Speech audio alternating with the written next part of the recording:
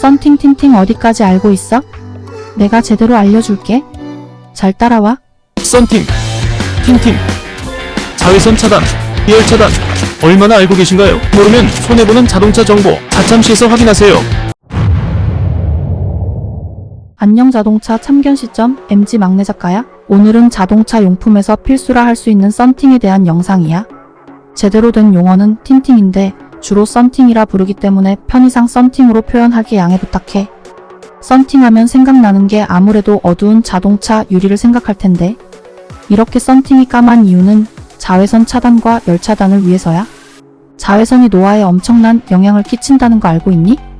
자외선에 노출이 많이 될수록 피부는 노화가 빨리 진행이 된다고 해. 그래서 오래 운전을 해야 하거나 자동차에서 많은 시간을 보낸다면 특히 더 신경을 써야 해.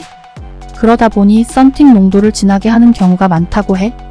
그리고 우리나라에서는 프라이버시 보호를 위해 이 썬팅 농도를 진하게 하는 케이스도 많이 있는데 사실 이렇게 썬팅 농도가 너무 진하면 불법이라는 거 알고 있니? 우리나라 법적 기준으로는 가시광선 투과율이 전면 70%, 후측면 40% 이상이어야 해. 그래서 이 기준을 어길 시에는 과태료가 부과되는데 사실상 우리나라에서는 단속을 하지 않기 때문에 대부분 지키지 않고 있어. 그러나 반대로 말하면 단속을 하는 순간 대부분이 과태료 대상이 된다는 거야. 그리고 이렇게 썬팅 농도가 진하면 안전에도 문제가 생길 수 있어. 낮에는 밝아서 괜찮지만 야간 운전 시 너무 어두워서 시야에 방해가 생겨 사고 위험성이 높아져. 그래서 썬팅을 너무 진하게 하면 야간에 불빛이 없는 곳에 가면 아무것도 안 보일 수가 있어. 특히 시골길이나 농가 쪽에 가면 거의 안 보인다고 해. 그래서 야간 운행이 많거나 빛이 없는 곳에서 주로 운전한다면 농도를 진하게 하지 않는 것이 안전해. 그럼 어떻게 해야 좋을까? 당연히 법도 지키고 안전도 지키면서 최대한 농도를 진하게 하는 게 좋겠지. 그럼 당연히 썬팅지 선택이 중요해지는데 썬팅지를 선택할 때 무엇을 중점적으로 봐야 할까? 가장 중점적으로 봐야 할 것은 UVR, 즉 자외선 차단율이야.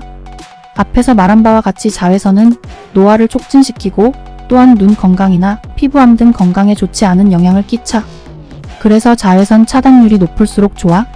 이외에도 VLT, VLR, IR, TSR이 있는데 VLT는 앞에서 말했던 법적 기준에 해당하는 가시광선 투과율이야. 가시광선이 얼마나 투과되는지 퍼센트로 구분하는데 낮을수록 빛이 거의 투과하지 못한다고 해.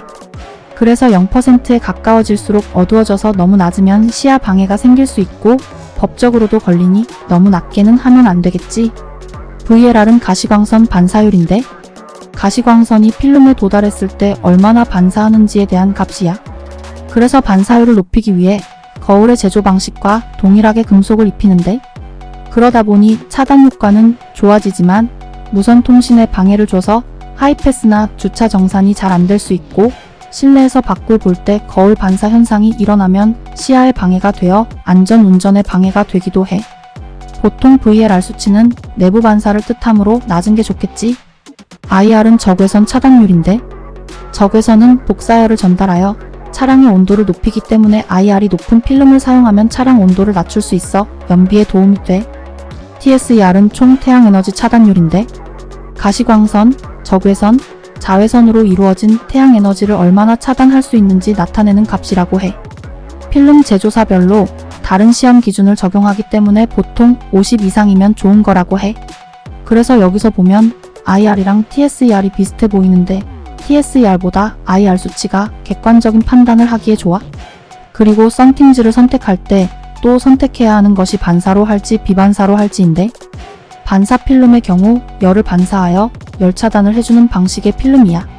장점은 필름에 함유된 금속 성분이 태양열을 반사시켜주기 때문에 비반사 필름보다 열 차단이 잘 된다는 것과 외부에서 봤을 때 내부가 보이지 않고 거울처럼 보여지기 때문에 프라이버시 보호 효과가 있다는 거야. 단점은 시공 후 하자가 생길 확률이 높다는 건데 이는 비반사 필름보다 두께가 두껍고 시공 후 건조 시간도 오래 걸리다 보니 시공 난이도가 까다롭기 때문이야. 그리고 전파 방해가 될 수 있어서 하이패스나 아파트 입출입 시 인식이 안 될 수도 있다는 건데 이 경우는 거의 발생하지 않는다고는 해. 비반사 필름의 경우 필름 자체가 열을 흡수하여 열 차단을 해주는 방식의 필름이야.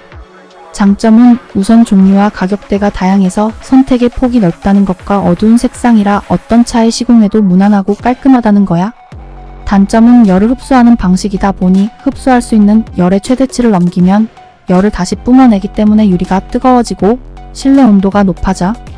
그리고 아무리 농도를 진하게 하더라도 외부에서 내부가 보여 프라이버시 보호가 힘들어.